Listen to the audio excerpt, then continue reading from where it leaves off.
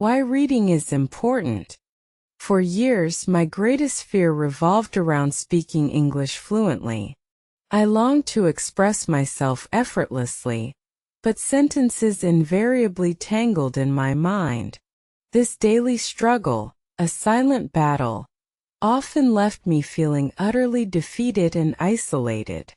The thought of engaging in real conversations filled me with profound anxiety. I knew a significant change was desperately needed to overcome this persistent personal challenge. I devoured countless grammar books and vocabulary lists, yet my ability to actually speak remained painfully stagnant. My internal monologue was perfectly fluent, but the moment I opened my mouth, a barrage of mistakes would erupt. Why I always make mistakes was a question I constantly asked myself, feeling immense frustration. This cycle of disappointment seemed never-ending, crushing my confidence. Then, one ordinary afternoon, I stumbled upon an article online discussing the profound importance of reading. It wasn't just about passive consumption. It highlighted how reading deeply influences speaking ability. The idea resonated with me, sparking a tiny flicker of hope where only despair had previously resided. Could this be the missing piece to my perplexing linguistic puzzle? The article explained that reading provides natural exposure to sentence structures, idiomatic expressions, and authentic conversational patterns. It builds an intuitive understanding of how people speak English, not just how grammar rules dictate they should. This new perspective shifted my entire approach, moving beyond rote memorization into a more holistic learning experience. I felt a surge of newfound determination. My English study plan transformed dramatically. Reading became the cornerstone. I started with simple graded readers, then moved to short stories and blog posts. Every word absorbed felt like a building block, slowly but surely constructing a stronger linguistic foundation within my mind. This systematic approach brought unexpected clarity and enjoyment to my learning journey. I discovered that understanding how people speak English naturally comes from observing language in context. Reading exposes you to diverse voices and perspectives, showing language as a living, breathing entity. It reveals the subtle nuances, the unspoken rules, and the cultural context embedded within words and phrases. This rich exposure was truly eye-opening for me. This consistent reading habit became my secret weapon, quietly enhancing my passive knowledge. I found myself recognizing patterns and phrases that previously seemed alien or confusing. It was like gradually unlocking a complex code piece by piece. The more I read, the more comfortable I became with the rhythm and flow of genuine English communication. The next crucial step was applying this knowledge actively. I developed a specific English study plan for talking. It wasn't just about consuming content anymore. It was about internalizing it and transforming it into spoken words. This transition from passive understanding to active production felt intimidating yet exhilarating. The real work was just beginning. I decided to start talking at home. My first conversations were with myself in front of the mirror, often feeling incredibly awkward and silly. I would describe objects, narrate my daily activities, and even have imaginary dialogues. It felt strange, but it was a safe space to practice, free from the fear of external judgment or embarrassment. This solo practice allowed me to identify my most common mistakes without the pressure of an audience. I would record myself, listen back, and pinpoint areas for improvement. It was a humbling yet effective process, helping me understand why I always make mistakes in a constructive way. Self-correction became a powerful tool. English story reading became a particularly enjoyable and effective component of my plan. I'd read a short story aloud, trying to mimic the intonation and pacing of native speakers I'd heard. This blending of reading with speaking practice made the learning process much more engaging and dynamic, turning a chore into a pleasure. Gradually, I started mimicking dialogues from TV shows and movies, not just reading them. This allowed me to grasp how people speak English in a more authentic, conversational way. I paid close attention to slang, pauses, and natural speech patterns, trying to internalize them as much as possible. It was fascinating to observe. My struggle wasn't just about vocabulary. It was also about the rhythm and music of the language.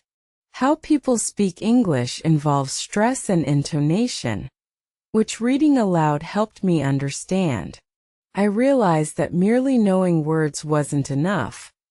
Knowing how to say them with the right emphasis was equally vital for clear communication. The confidence I gained from solo practice emboldened me to consider actual conversations. But how to talk to anyone in English remained a formidable question. The fear of making mistakes still lingered, a stubborn shadow refusing to completely dissipate. It was time to step outside my comfort zone, even if only slightly. My first attempt was with an online language exchange partner. My heart pounded and my palms sweated profusely. I stammered, paused awkwardly, and certainly made numerous errors.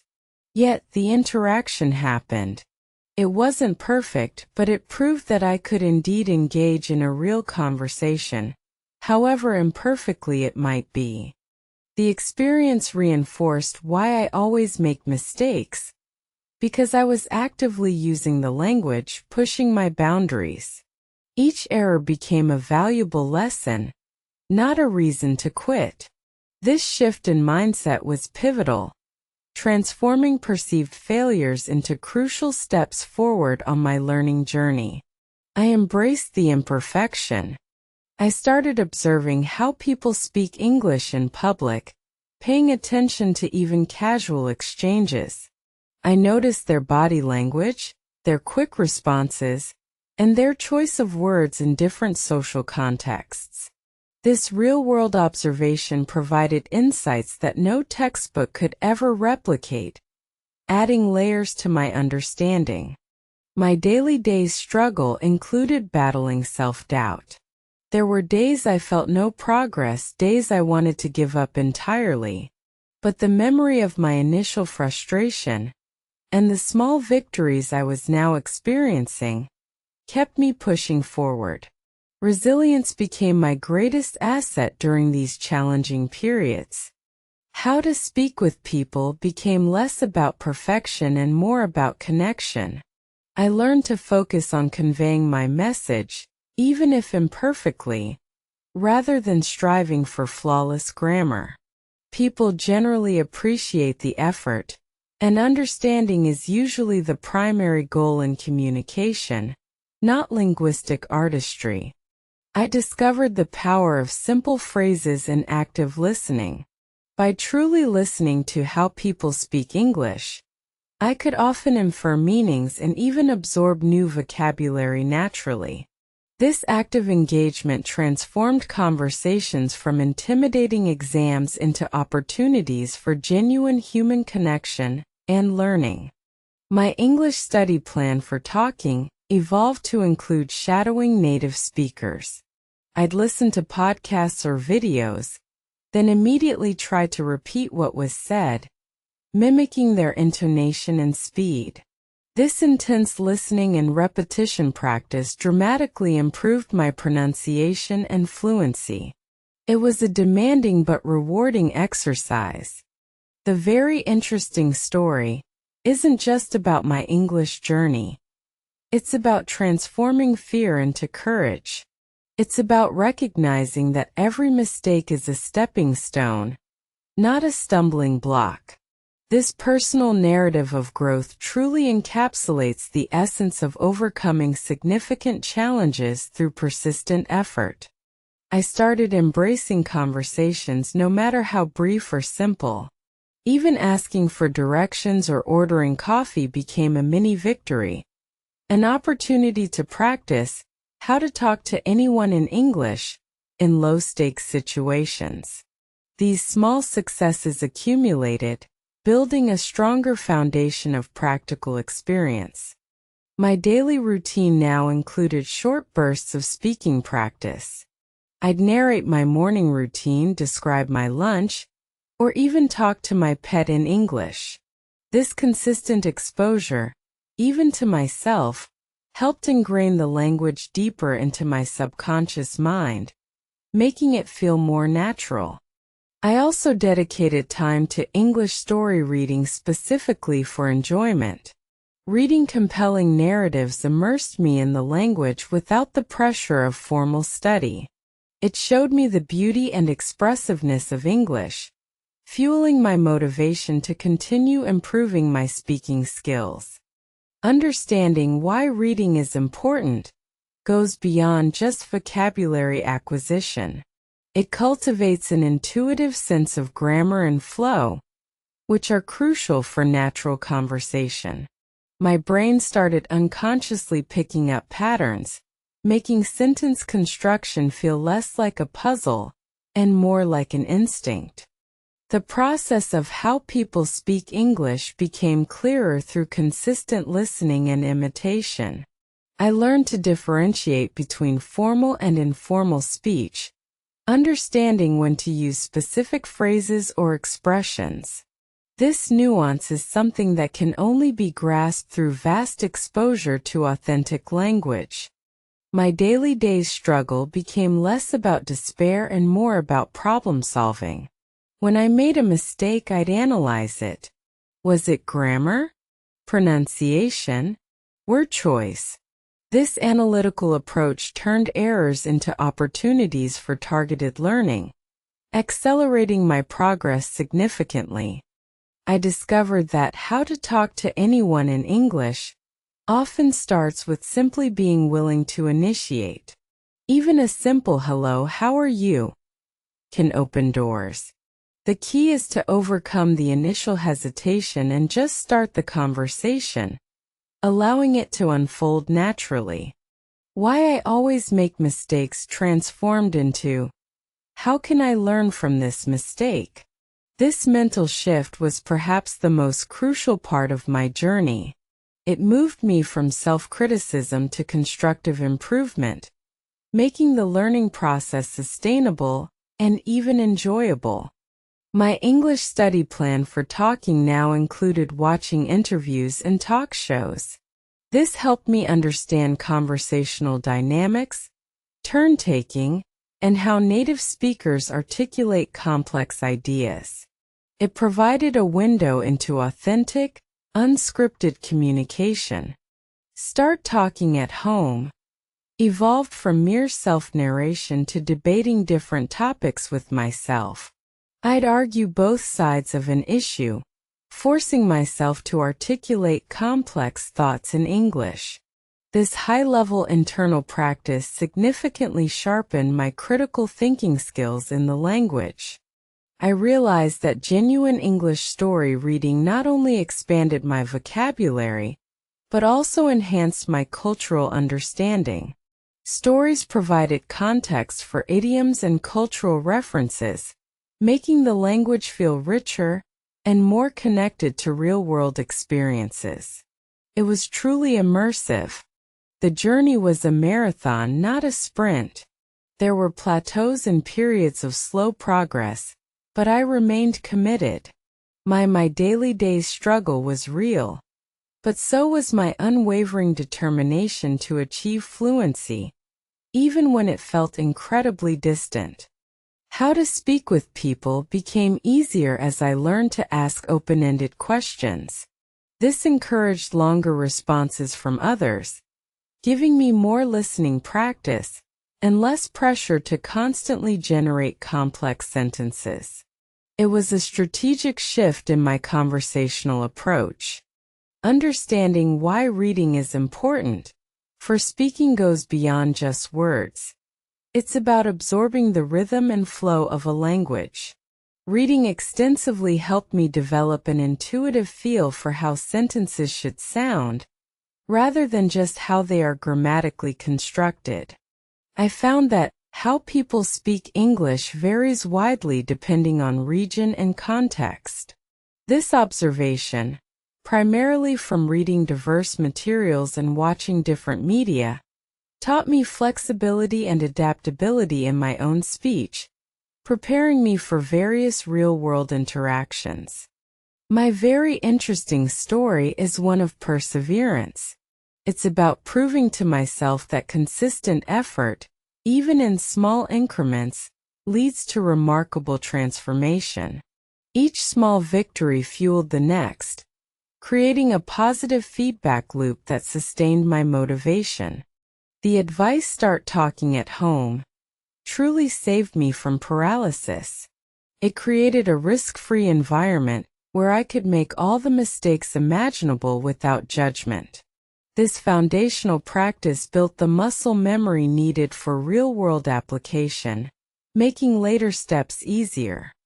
How to talk to anyone in English became less daunting once I accepted imperfection. Nobody expects perfection from a language learner.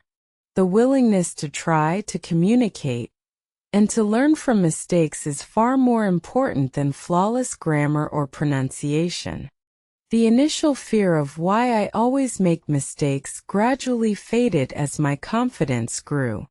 I started viewing mistakes as valuable data points, indicating areas where I needed more practice or clarification. This positive reframing was a massive psychological breakthrough.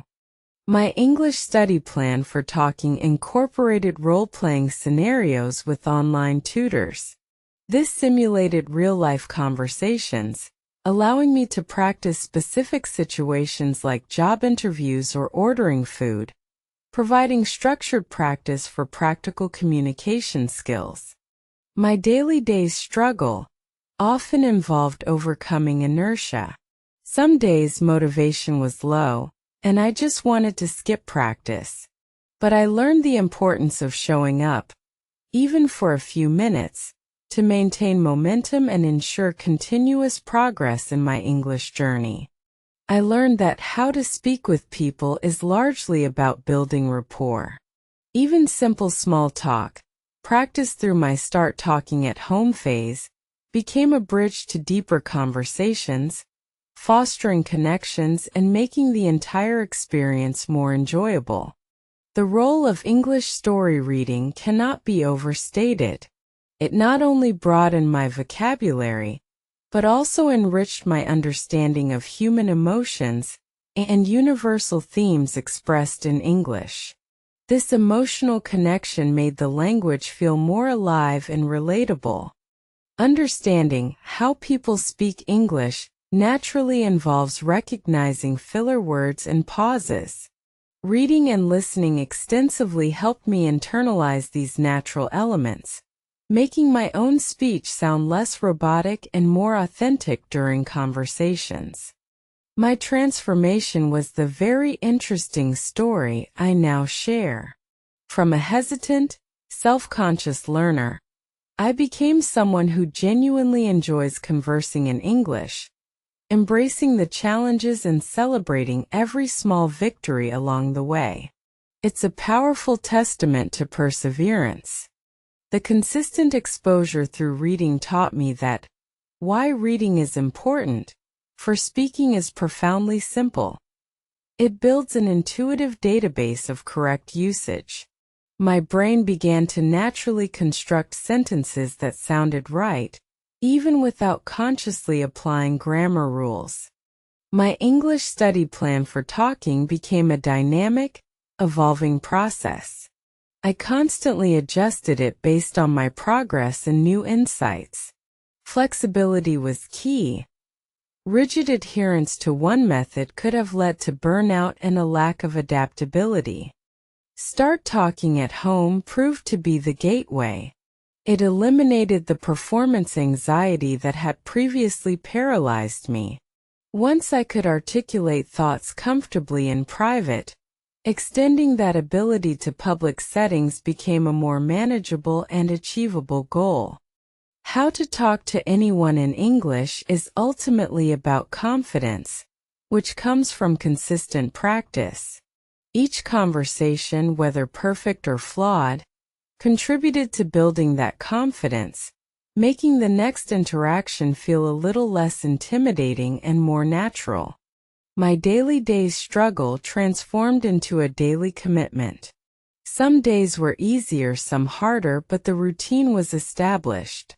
This consistency, more than anything else, was the driving force behind my eventual breakthrough in spoken English fluency. The realization that why I always make mistakes is a natural part of learning freed me. It's not a sign of failure but a sign of trying. This acceptance allowed me to speak more freely, experiment with new words, and truly grow. English story reading provided both education and escape. It was a joyful way to learn, immersing me in different worlds while simultaneously improving my language skills. It proved that learning can indeed be an incredibly enjoyable and enriching experience. Today, I can how to speak with people confidently, enjoying the richness of conversations in English. My journey from struggling to thriving proves the undeniable power of reading, persistent practice, and embracing imperfections. It's a journey anyone can embark on,